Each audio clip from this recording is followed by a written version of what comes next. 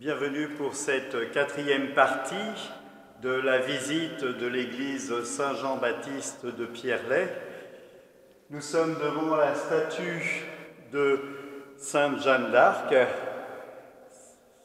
son année 1412-1431, elle est morte brûlée à Orléans. Elle est canonisée en 1920 et elle est dite patronne secondaire de la France en 1922. Nous sommes aussi ici devant le vitrail du Magnificat de Marie, qui est entourée d'angelots qui tiennent l'encens, qui tiennent le cierge, qui lui jettent un tapis de roses devant ses pieds. Les anges ont une place prépondérante dans les vitraux. Et ce vitrail a été offert, c'est un don de Madame Boucher en 1922 par le maître verrier Barillet Chevalier. Il nous faut voir ces belles couleurs, le bleu de Marie, et tout cela est bien dans une harmonie qui va avec cette continuité de vitrail que nous venons de voir. Nous arrivons au dernier vitrail de l'église. Nous sommes devant la statue du Sacré-Cœur de Jésus. Cette statue se trouvait à l'époque dans le chœur, en plein centre, en dessous le vitrail central, bien en hauteur, de façon à ce que les paroissiens, quand ils entrent, puissent le voir. Il a été déposé, il est ici depuis un certain temps, mais je ne sais pas combien. Nous pouvons lire dans les faits historiques et religieux, pour compléter la couronne, donc ça c'est à la Toussaint 1933, pour compléter la couronne qui entourait la statue, donc il y avait cette couronne lumineuse avec des ampoules prévues, qui a été retrouvée dans un stock. Eh bien, Madame veuve Julien a offert une auréole qui a été placée pour la Toussaint. Voilà, donc nous voyons qu'il y a toujours auprès de l'Église bien, des attentions particulières. Il y a aussi, en souvenir de l'année mariale, et là je vais tourner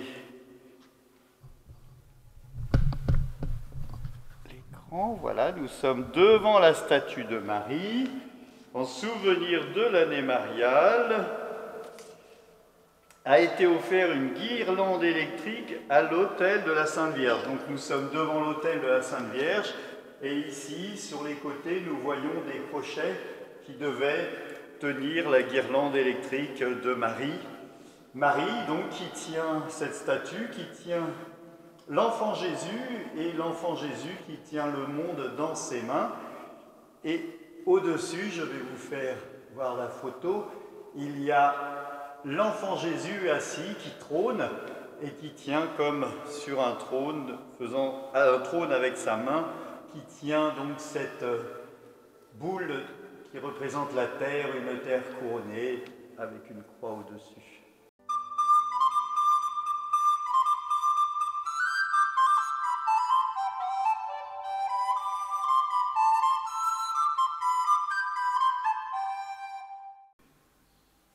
Nous sommes devant la statue du Sacré-Cœur de Jésus. Cette statue se trouvait à l'époque dans le chœur, en plein centre, en dessous le vitrail central, bien en hauteur, de façon à ce que les paroissiens, quand ils entrent, puissent le voir. Il a été déposé, il est ici depuis un certain temps, mais je ne sais pas combien.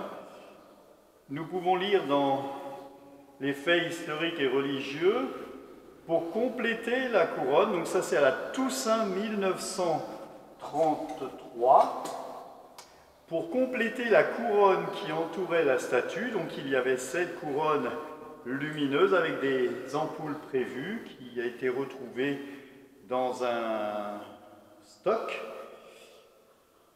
Eh bien, Madame veuve Julien a offert une auréole qui a été placée pour la Toussaint. Voilà, donc nous voyons qu'il y a toujours auprès de l'Église eh bien, des attentions particulières. Il y a aussi, en souvenir de l'année mariale, et là je vais tourner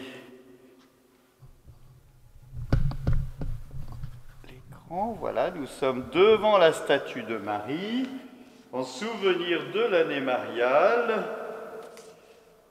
a été offert une guirlande électrique à l'autel de la Sainte Vierge. Donc nous sommes devant l'autel de la Sainte Vierge, et ici, sur les côtés, nous voyons des crochets qui devaient tenir la guirlande électrique de Marie. Marie, donc, qui tient cette statue, qui tient l'enfant Jésus, et l'enfant Jésus qui tient le monde dans ses mains. Et au-dessus, je vais vous faire voir la photo, il y a l'enfant Jésus assis qui trône et qui tient comme sur un trône, faisant un trône avec sa main, qui tient donc cette boule qui représente la terre, une terre couronnée avec une croix au-dessus.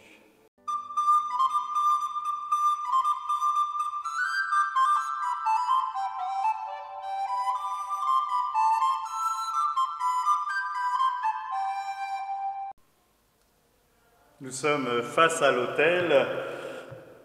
En 1949, en février, il y a eu la pose du vitrail au-dessus du maître-autel. Ce vitrail est un don des paroissiens, donc le vitrail central. Il faut se représenter un autel dos au peuple, avec le tabernacle en plein milieu, plus au-dessus le Christ que nous venons de voir. Le tabernacle, lui, a été déplacé en dessous de Marie, avec la réserve eucharistique, la présence du Seigneur dans ces hosties. Ici, il y avait avant une boiserie, je vais vous mettre une photo en incrustation, qui était pourrie et qui a dû être enlevée. Et la ville a repioché pour pouvoir récupérer ces belles pierres. De part et d'autre, il y avait en plus des statues, la statue de Saint Jean et la statue de Saint Michel et la statue de Saint Joseph. Là, actuellement, vous avez en haut à gauche la statue de Saint Jean le Baptiste et de l'autre côté de Saint Jean l'Évangéliste.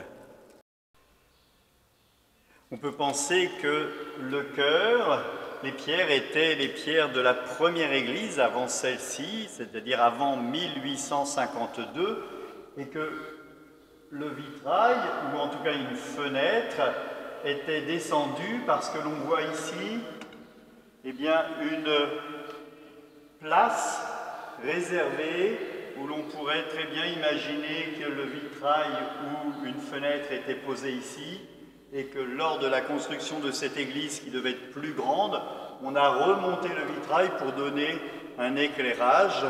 Nous avons la même chose de l'autre côté.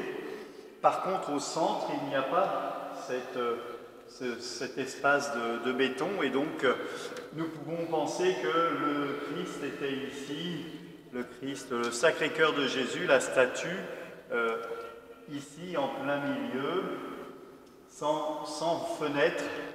De toute façon, il y avait le maître-autel et donc il n'y avait pas nécessité de mettre de fenêtre. Cette modification nous a permis de découvrir cela.